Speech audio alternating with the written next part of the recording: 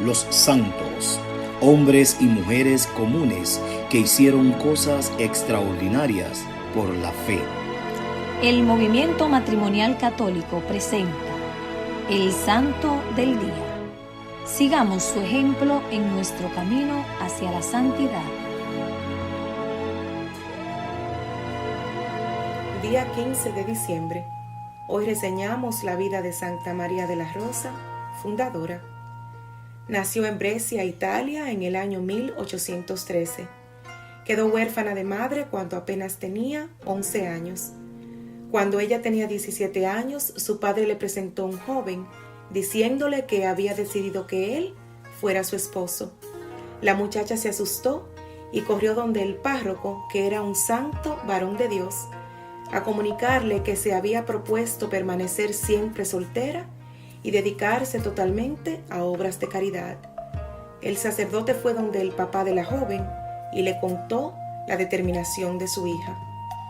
El Señor de la Rosa aceptó casi inmediatamente la decisión de María y la apoyó más tarde en la realización de sus obras de caridad, aunque muchas veces le parecían exageradas o demasiado atrevidas. El padre de María tenía unas fábricas de tejidos y la joven organizó a las obreras que allí trabajaban y con ellas fundó una asociación destinada a ayudarse unas a otras y a ejercitarse en obras de piedad y de caridad. En la finca de sus padres fundó también con las campesinas de los alrededores una asociación religiosa que las enfervorizó muchísimo. En su parroquia organizó retiros y misiones especiales para las mujeres, y el cambio y la transformación entre ellas fueron tan admirables que al párroco le parecía que esas mujeres se habían transformado en otras. Así de cambiadas estaban en lo espiritual. En 1836 llegó la peste del cólera a Brescia, y María, con permiso de su padre, que se lo concedió con gran temor, se fue a los hospitales a atender a los millares de contagiados. Luego se asoció con una viuda que tenía mucha experiencia en esas labores de enfermería, y entre las dos dieron tales muestras de heroísmo en atender a los enfermos que la gente de la ciudad se quedó admirada. Después de la peste, como habían quedado tantas niñas huérfanas, el municipio formó unos talleres artesanales y los confió a la dirección de María de la Rosa, que apenas tenía 24 años. Pero ya era estimada en toda la ciudad. Ella desempeñó ese cargo con gran eficacia durante 2 años, pero luego, viendo que en las obras oficiales se tropieza con muchas trabas que quitan la libertad de acción, dispuso organizar su propia obra y abrió por su cuenta un internado para las niñas huérfanas o muy pobres. Poco después, abrió también un instituto para niñas sordomudas. Todo esto es admirable en una joven que todavía no cumplía los 30 años de edad y que era de salud sumamente débil. Pero la gracia de Dios concede inmensa fortaleza. La gente se admiraba al ver en esta joven apóstol unas cualidades excepcionales. En ciertos casos muy difíciles, se escuchaban de sus labios unas respuestas tan llenas de inteligencia que proporcionaban la solución a problemas que parecían imposibles de arreglar.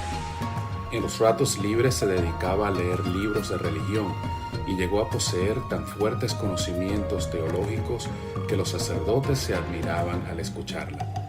Poseía una memoria que le permitía recordar con gran precisión los nombres de las personas que habían hablado con ella y los problemas que le habían consultado, y esto le fue muy útil en su apostolado. En 1840 fue fundada en Brescia por Monseñor Pinzoni, una asociación piadosa de mujeres para atender a los enfermos de los hospitales. Como superiora fue nombrada María de la Rosa. Las socias se llamaban Doncellas de la Caridad. Al principio solo eran 4 jóvenes, pero a los 3 meses ya eran 32. Muchas personas admiraban la obra que las Doncellas de la Caridad hacían en los hospitales, atendiendo a los más abandonados y enfermos, pero otros se dedicaron a criticarlas y a tratar de echarlas de allí para que no lograran llevar el mensaje de la fe a los moribundos. En la comunidad se cambió su nombre de María de la Rosa por el de María del Crucificado, y a sus religiosas les insistía frecuentemente en que no se dejaran llevar por el activismo, que consiste en dedicarse todo el día a trabajar y a atender a las gentes, sin consagrarle el tiempo suficiente a la oración, al silencio y a la meditación. En 1850 se fue a Roma y obtuvo que el sumo pontífice Pío IX aprobara su consagración.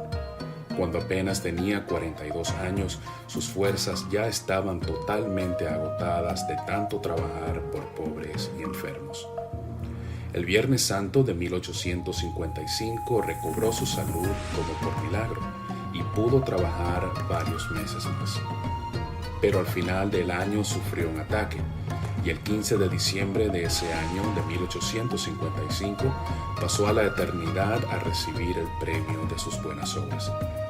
El Papa Pío XII la beatificó el 26 de mayo de 1940 y posteriormente la canonizó el 12 de junio de 1954.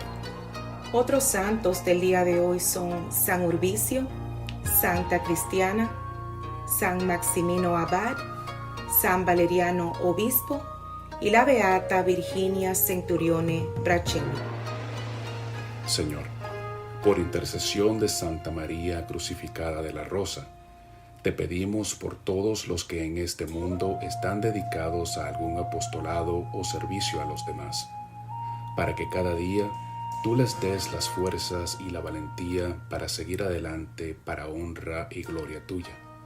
Pero además, dales la sabiduría de no descuidar sus propias almas.